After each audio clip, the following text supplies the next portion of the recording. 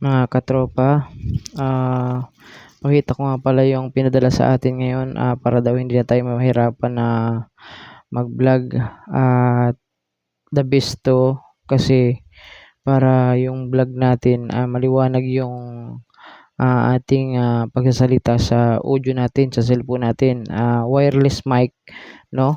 So, nagpapasalamat po ako sa nagpadala rito. Palo-like and share baka kayo na yung kasunod na mabigyan nito.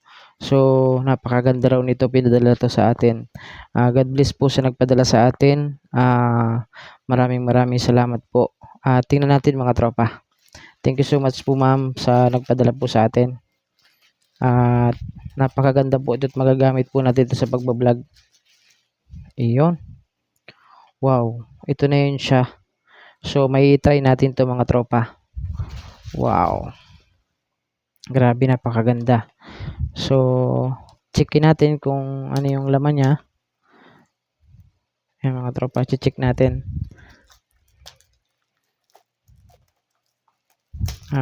Ayun.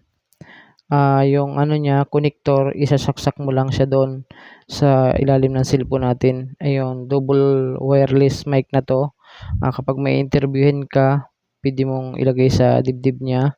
And then sa'yo, napakaganda ng voice message mo sa cellphone mo kasi wala ka nang maririnig ng mga hangin, mga encouragement sa labas, yun wala ka nang maririnig.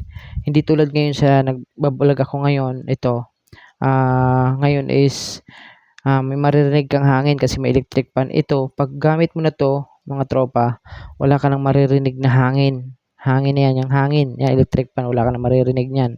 Kaya napakaganda nito. Wow. Thank you so much po sa nagpadala sa atin ito. God bless po sa iyo, ma'am. Ayun, titingnan natin mga tropa. Wow. Yan na po yung ano niya, yan na yung wireless mic natin. Wow, napakaganda. So magagamit na po natin 'to mamaya. So maraming salamat po ma'am, sa padala niyo pong ito. Thank you so much po, magagamit ko po ito sa pagba-vlog. God bless to all. Ingat po tayo palagi and keep safe. Love you all. Thank you so much po.